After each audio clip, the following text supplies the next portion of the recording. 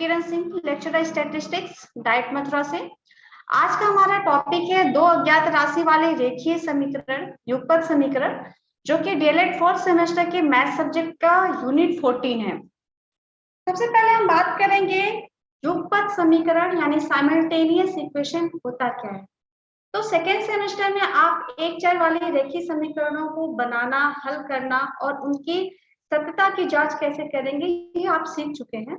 Fourth semester है, उसमें आप दो चर वाले रेखीय समीकरण यानी युगपत समीकरण जो होते हैं उनको कैसे बनाते हैं, कैसे हल करते हैं और उनकी सत्यता की जांच कैसे की जाती है ये सीखेंगे।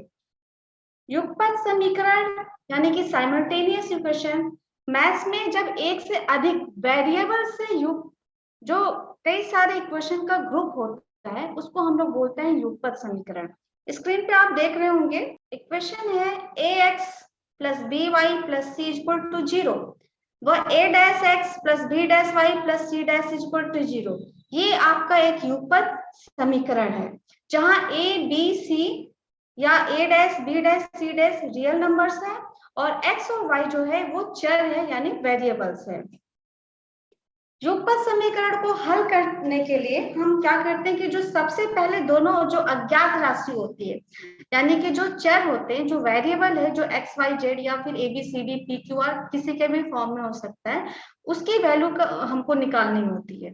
और उसकी वैल्यू निकालते समय कुछ कंडीशंस होते हैं, उसको हमें ध्यान रखना चाहिए। सबसे पहले तो हम समीकरण का जो फॉर्म होता है वो हम देख लेते हैं, ax plus B Y plus C equal to 0 और दूसरा अगर इक्वेशन हम लेते हैं a dash x plus b dash y plus c dash equal to 0।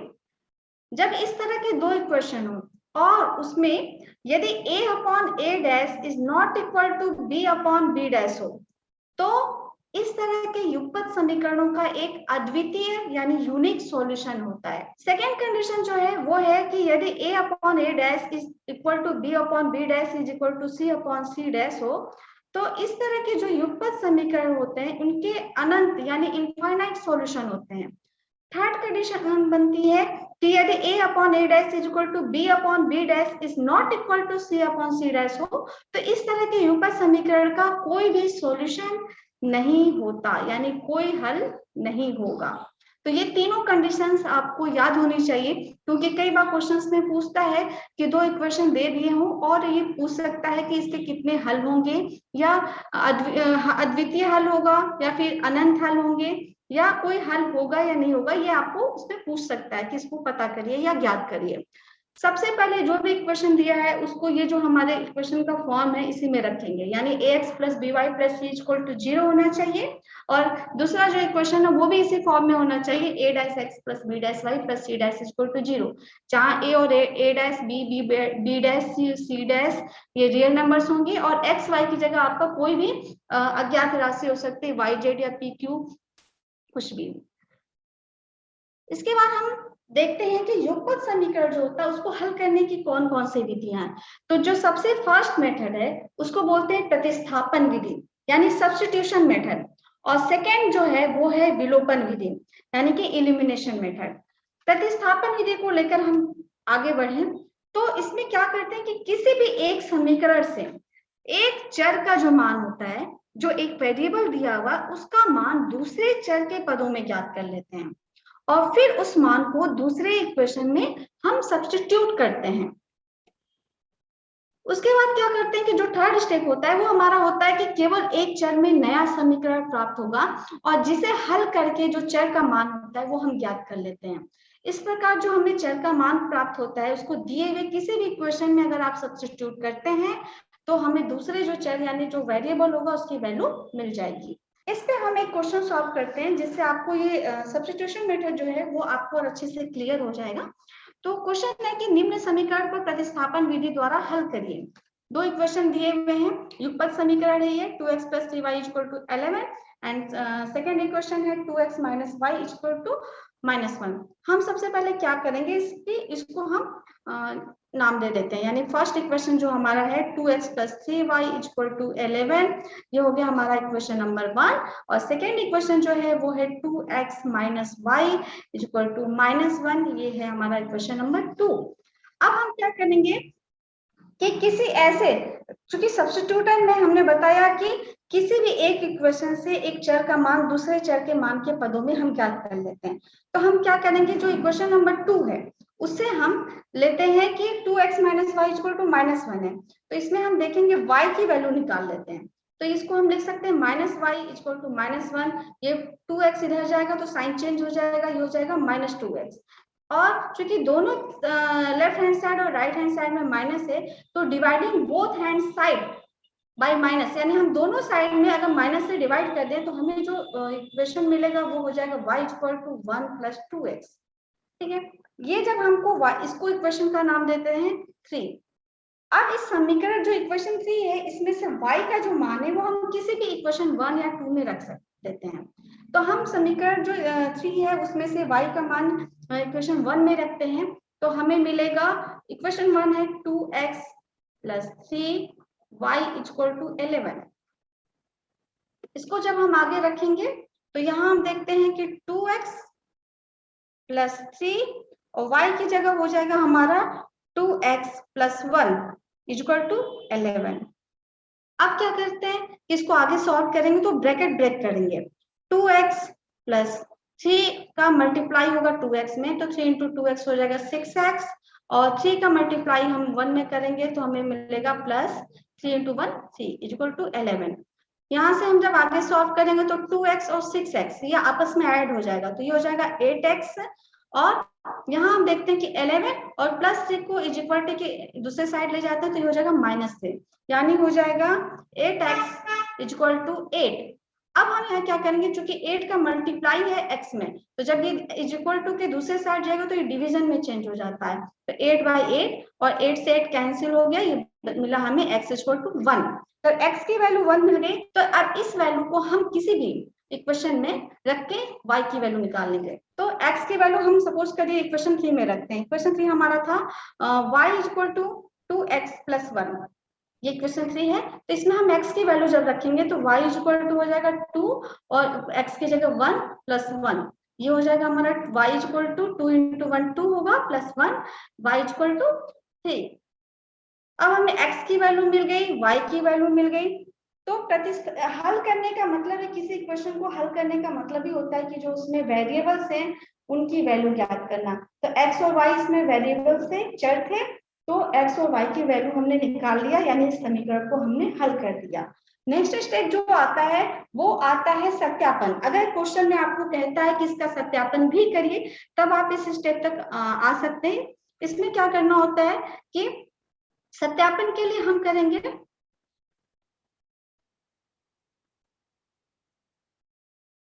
जो भी वैल्यू दी हुई है, ठीक है, x और y की वैल्यू किसी भी इक्वेशन में रख देंगे। तो हमारा जो सबसे पहला इक्वेशन था वो था 2x plus 3y equal to 11। यहाँ जरूरी नहीं है कि इक्वेशन 1 में ही आप रखेंगे, किसी भी इक्वेशन में रख सकते हैं। अब इसमें हम क्या करेंगे कि x और y की वैल्यू पुट करते हैं। 2x की जगह हम 1 लिखेंगे, प्लस 3 इंटू y की वैल्यू आई थी 3 इक्वल टू 11। 2 इंटू 1 2 होता है, प्लस 3 इंटू 3 9 हो गया इक्वल टू 11। तो 9 प्लस 2 हो जाएगा 11 इक्वल टू 11। अब यहाँ हम देखते हैं कि लेफ्ट हैंड साइड जो है हमारा वो इक्वल टू है राइट हैंड साइड के, तो हम कह सकते हैं कि जो हमारा सॉल्यूशन है वो सही है। तो ये सत्यापन का तरीका होता है।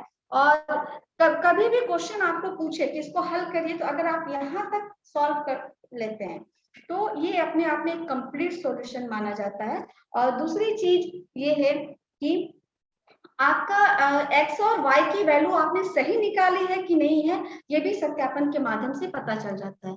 अगर x और y की वैल्यू कहीं भी गलत हुई होगी तो आपका कभी भी इक्वेशन में, किसी भी इक्वेशन में जब x और y की वैल्यू पुट करेंगे तो लेफ्ट हैंड साइड जो है वो राइट हैंड साइड के इक्वल नहीं आएगा। नेक्स्ट जो है हमारा मेथड है वो है विलोपन विधि, एलिमिनेशन मेथड। तो इसमें जो क्या करते हैं कि जो दिए गए समीकरण होते हैं उनमें से किसी एक या दोनों समीकरणों को किसी ऐसे नॉन जीरो नंबर से मल्टीप्लाई या डिवाइड करते हैं जिससे कि दोनों इक्वेशन में किसी एक चर के जो कोफिशिएंट हो वो आपस में इक्वल हो जाए। और उसमें ये होता है कि इस प्रकार जो हमें इक्वेशन मिलते हैं उनको आपस में या तो जोड़ते हैं या घटाते हैं, जिससे कि जो इक्वल कोफिशिएंट वाले जो वेरिएबल होते हैं वो टर्म आपस में कट जाए और जो एक टर्म वाला इक्वेशन होगा वो हमें मिलेगा। इसके बाद जो हमारा स्टेप होगा वो यह होगा कि एक चर वाले जो इक्वेशन होगा उसको हम सॉल्व करेंगे और उससे वेरिएबल का मान ज्ञात करेंगे, और इस प्रकार जो हमें वेरिएबल मिलेगा उसको दिए हुए किसी भी इक्वेशन में जब हम सब्स्टिट्यूट करते हैं तो हमें जो दूसरा वेरिएबल होता है उसकी वैल्यू मिल जाती है। विलोपन विधि यानी एलिमिनेशन मेथड पे आधारित हम एक क्वेश्चन सॉल्व कर लेते हैं, जिससे आपको ये स्टेप थोड़ा सा और क्लियर हो जाएगा। तो क्वेश्चन है समीकरणों 3x + 2y = 11 तथा 2x + 3y = 4, इसको विलोपन विधि से हल करना है। तो इसमें हम क्या करेंगे, सबसे पहले जो हमारे क्वेश्चन दिए हुए हैं उनको हम लिख लेते हैं।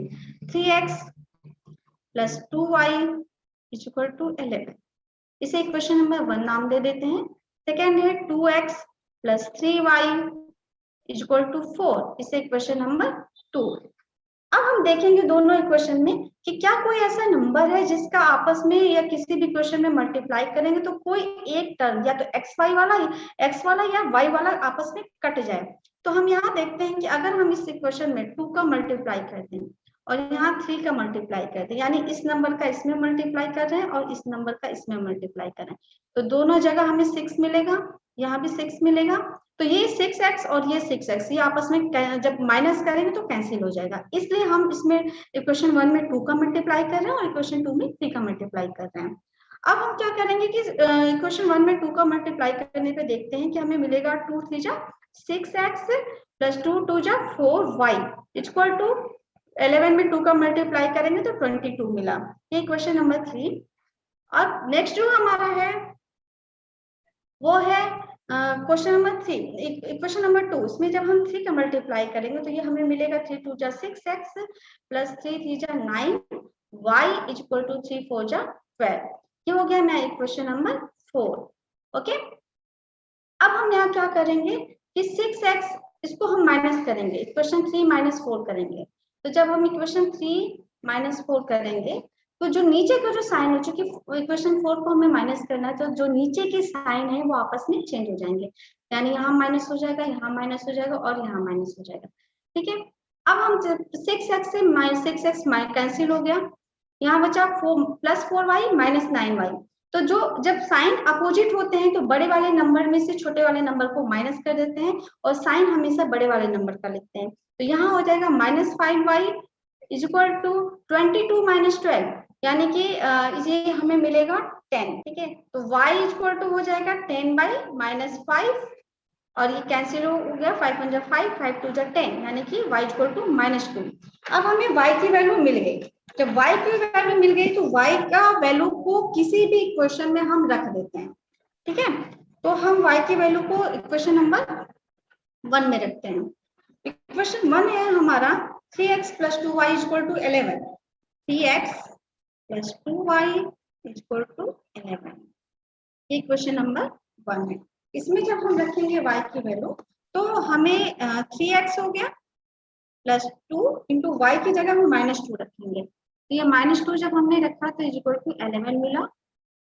3x + 2 × 2 होगा माइनस, और लेकिन ये साइन जो होगा वो -4 का होगा, माइनस का होगा, तो = 11। अब ये साइन आपस में जब सॉल्व करेंगे तो प्लस इंटू माइनस माइनस होता है, तो 3x - 4 = 11।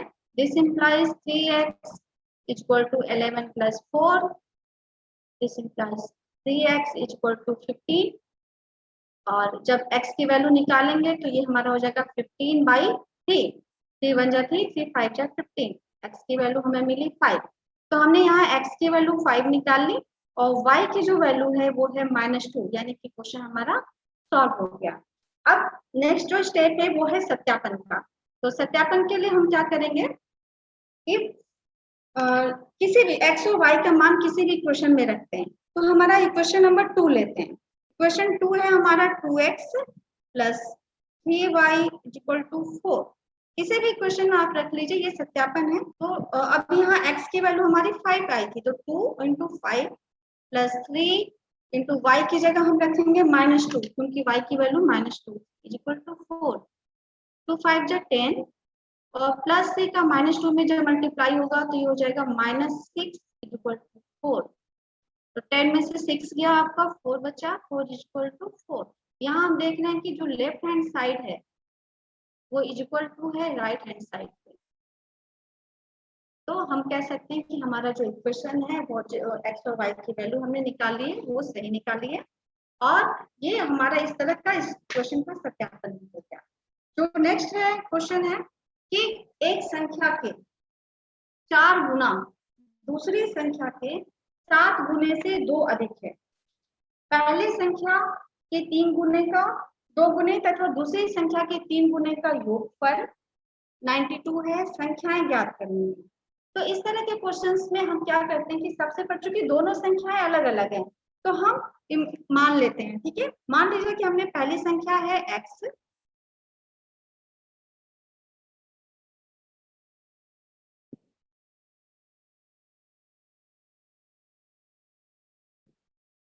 और दूसरी संख्या जो है वो है y।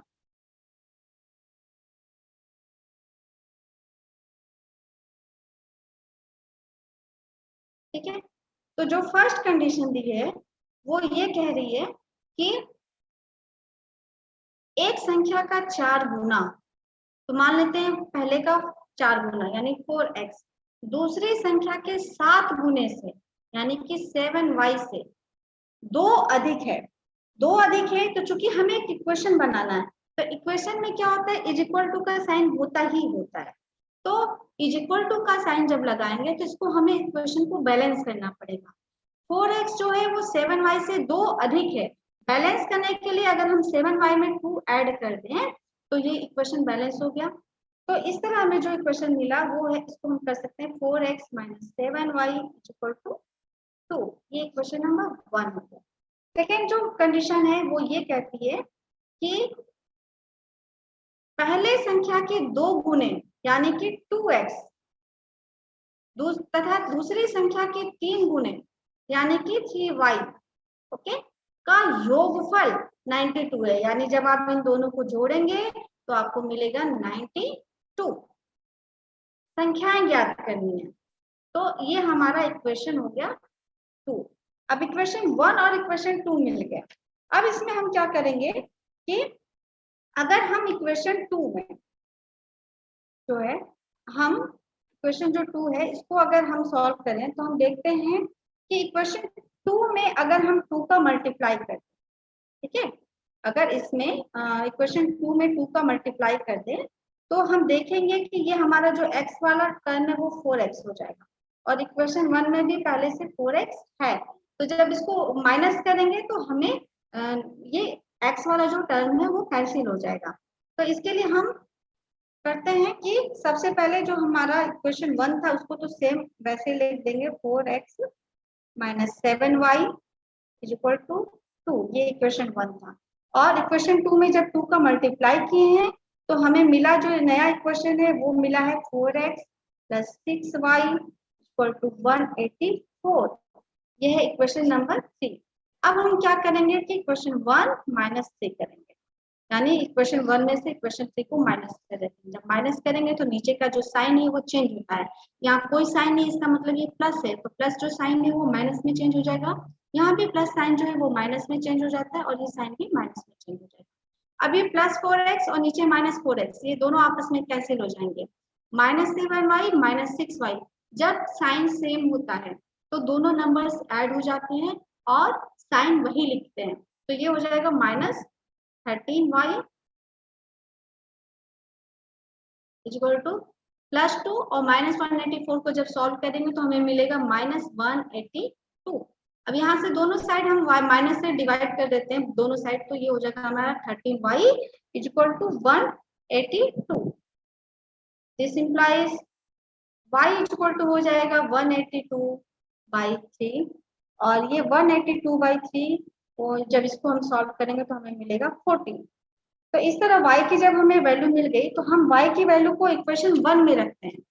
जब y की वैल्यू को इक्वेशन 1 में रखेंगे तो हमें मिलेगा 4x - 7 और 14, y की जगह 14 रखेंगे इक्वल टू 2। 4x - 14 से बन जा होता है 98, तो ये हो जाएगा 98 is equal to 2, 4x is equal to -98 को इज इक्वल टू के दूसरे साइड ले जाएंगे तो ये हो जाएगा 2 + 98 और this implies 4x is equal to 100। तो यहाँ से जब हम x की वैल्यू निकालेंगे तो ये हो जाएगा 100/4 यानी कि ये हो जाएगा 25। तो हमें x और y मिल गई। x की वैल्यू है 25 और y की वैल्यू है यहाँ से 14। ठीक, तो हमारा जो फाइनल आंसर था वो यही है, x इक्वल टू 25 और y इक्वल टू 14। आप चाहें तो इसको चेक कर सकते हैं, किसी भी इक्वेशन में x और y की वैल्यू पुट करिए, left hand side right hand side के बराबर आना चाहिए और अगर जो बराबर है तो इसका मतलब ये है कि आपने जो सॉल्यूशन निकाला है, आपने x और y की जो वैल्यू निकाली है वो सही है। नेक्स्ट क्वेश्चन है कि यदि किसी भिन्न के अंश में एक जोड़ दिया जाए तथा हर में एक घटा दिया जाए तो जो भिन्न का मान है वो एक हो जाता है। यदि हर में एक जोड़ दिया जाए तो भिन्न का मान जो है वो 1/2 हो जाता है। भिन्न ज्ञात कीजिए। तो जैसा कि हम सभी जानते हैं भिन्न का अंश, भिन्न का मतलब होता है कि उसमें अंश और हर दोनों चीज होती है। तो मान लीजिए कि अंश यानी कि न्यूमरेटर, किसी भी भिन्न का अंश यानी कि न्यूमरेटर मान लीजिए ये x है और भिन्न का हर यानी कि डिनोमिनेटर ये है y। तो हमारा भिन्न क्या हो जाएगा, x/y यानी अंश बटे हर है या numerator upon denominator equal to हो जाएगा x/, ये हो गया भिन्न। फर्स्ट कंडीशन जो है वो ये कहती है कि यदि किसी भिन्न के अंश में एक जोड़ दिया जाए तो यानी कि x + 1 कर देते हैं तथा हर यानी में से एक घटा दिया जाए यानी -1 कर दिया जाए तो हमें मिलता क्या है, भिन्न 1 मिलता है। तो अब ये हमारा एक इक्वेशन हो गया। इसको थोड़ा सा और सिंप्लीफाई कर लेते हैं, क्रॉस मल्टीप्लिकेशन करते हैं। तो 1 को 1/1 लिख सकते हैं, क्रॉस मल्टीप्लिकेशन करेंगे तो हमें मिलेगा x + 1 = y - 1 और x और y को हम एक जगह ले लेते हैं तो ये हो जाएगा x - y = -1 और दूसरा जो इसका होगा ये होगा x - y = -2। ये हो गया हमारा इक्वेशन नंबर 1। सेकेंड कंडीशन जो है वो ये कहती है कि यदि भिन्न हर में एक जोड़ दिया जाए यानी कि x/y जो भिन्न है उसमें अगर हम हर में यानी डिनोमिनेटर में एक जोड़ दें यानी 1 ऐड कर दें तो जो भिन्न का मान है वो 1/2 हो जाता है। अब इसको हम थोड़ा सा नेक्स्ट स्लाइड पे सॉल्व करेंगे। ये है हमारा जो सेकेंड कंडीशन थी वो थी x/y + 1 = 1/2। अब हम क्या करेंगे, इसको भी सिंप्लीफाई करेंगे यानी कि थोड़ा सा क्रॉस मल्टीप्लिकेशन कर देते हैं। तो जो नेक्स्ट स्टेप होगा वो होगा 2x = y + 1 और y के टर्म को इधर लाते हैं तो हो जाएगा 2x - y = 1। Equation number 2। Equation number 1 था हमारा x - y = -2। ये इक्वेशन नंबर 1 था। अब हम इक्वेशन 1 और 2 को जरा ध्यान से देखते हैं कि कौन सा पद ऐसा है जो आपस में कैंसिल हो सकता है और अगर कैंसिल नहीं होगा तो आपस में किसी ऐसे नंबर से गुणा करना होगा कि वो जोड़ने या घटाने पे कैंसिल हो जाए। तो हम यहाँ देखते हैं कि -y है और यहाँ भी -y यानी हमको कुछ भी मल्टीप्लाई करने की जरूरत नहीं है। सिंपल इक्वेशन 1 में से इक्वेशन 2 को माइनस कर देते हैं। तो इक्वेशन 1 है x - y = -2 और इक्वेशन नंबर 2 है 2x - y = 1। ये है हमारा इक्वेशन नंबर 2। अब इसको जब हम माइनस करेंगे तो हमारे नीचे का साइन चेंज हो जाता है, ये हो जाएगा माइनस, माइनस साइन प्लस में चेंज हो जाएगा, प्लस माइनस में चेंज हो जाएगा। तो -y से +y कैंसिल हो गया और -2x और +x ये हो जाएगा -x और -2 और -1 हो जाएगा -3। दोनों चूंकि दोनों साइड माइनस है साइन है तो हम यहाँ से क्या करेंगे, दोनों साइड से जब माइनस से डिवाइड करेंगे तो हमें जो नया वैल्यू मिलेगी वो x = 3 मिलेगी। अब हमें x की वैल्यू 3 मिल गई है तो अब इस वैल्यू को हम किसी भी इक्वेशन में रख देते हैं। हम इक्वेशन 1 में इसकी वैल्यू रखते हैं।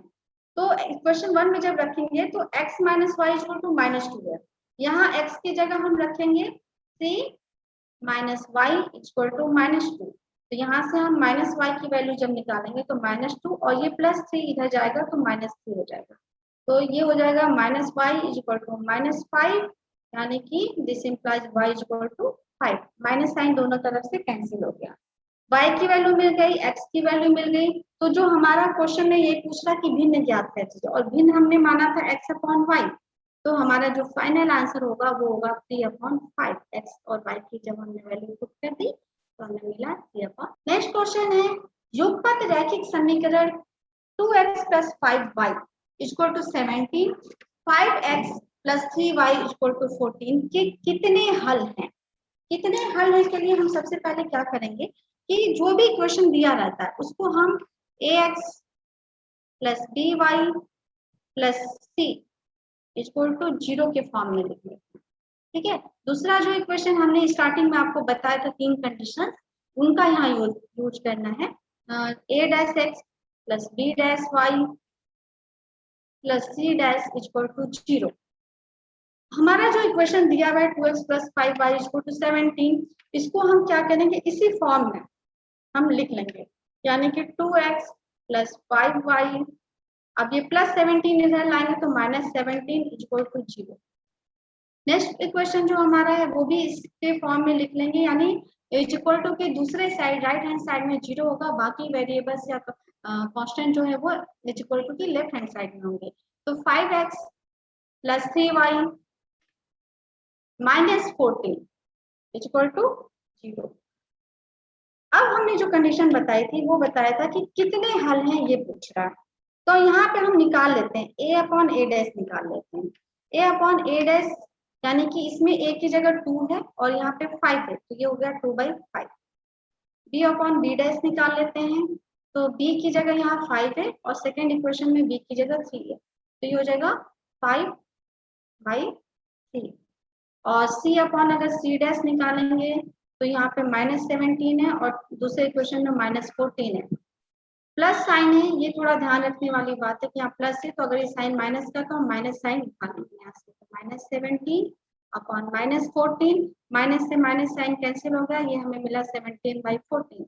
अब हम देखेंगे कि जो हमने a/a', b/b', c/c' निकाला उसमें क्या आपस में बराबर है और क्या बराबर नहीं है। तो यहाँ ध्यान से देखेंगे तो हमें मिलेगा a/a' जो है वो इज नॉट इक्वल टू है b/b' के, और स्टार्टिंग में ही हमने आपको कंडीशन बता दी थी कि यदि a/a' is not equal to b/b' के है तो ये अपने आप में कंडीशन शो करता है कि जो दिया गया युगपत समीकरण है उसका एक अद्वितीय हल होगा, यानी यूनिक सॉल्यूशन होगा। तो ये चीजें आप रिप्रेजेंट करते हैं, ये कंडीशन रिप्रेजेंट करती है कि जो दिए हुए युगपत रैखिक समीकरण है उनका एक अद्वितीय हल है।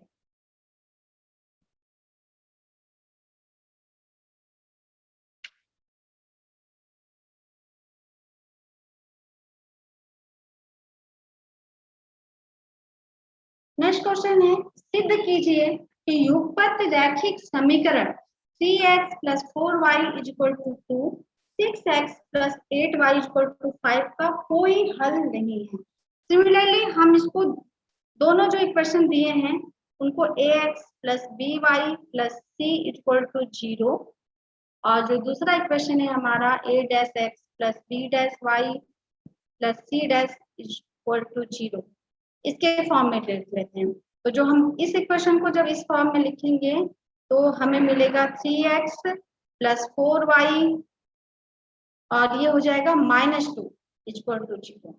जब सेकेंड इक्वेशन को हम लिखेंगे इस फॉर्म में तो हमें मिलेगा 6x + 8y - 5 = 0। अब हम क्या करेंगे, यहाँ से a/a' निकाल लेते हैं। a/a' ये हो जाएगा, a की जगह 3 है और a' की जगह 6 है, यानी 3/6। इसको हम लिख सकते हैं 1/2। ओके, 3 1 जा 3, 3 2 जा 6, इस तरह 1/2 मिला। b/b' निकालेंगे तो ये होगा 4, b की जगह 4 है, b' की जगह 8 है, तो 4/8 ये जब आपस में कैंसिल हो जाएगा, 4 1 जा 4, 4 2 जा 8, यानी कि 1/2। अब हम c/c' निकालते हैं, तो c/c' के लिए हम क्या करेंगे कि -2/-5 दोनों साइड जो ऊपर नीचे माइनस साइन है वो आपस में कैंसिल हो जाएगा, ये हमें मिलेगा 2/5। अब हम देखते हैं कि a/b', b/b', c/c' में क्या कुछ सिमिलरिटी है। तो यहाँ जब हम देख रहे हैं तो हमें जो कंडीशन मिल रही है वो ये है कि a/a' इज इक्वल टू है b/b' के और ये नॉट इक्वल टू है c/c' के। तो जो ये कंडीशन है ये अपने आप में रिप्रेजेंट कर रही है कि युगपत समीकरण का कोई भी हल नहीं है। जब आप इस कंडीशन को शो कर देंगे कि हाँ यहाँ a upon a dash is equal to b upon b dash is not equal to c upon c dash है, इसका मतलब है कि ये अपने आप में प्रूफ करता है कि ये जो रैखिक समीकरण है युगपत, उनका कोई भी सॉल्यूशन नहीं है। आज का हमारा टॉपिक यही खत्म होता है। Thank you.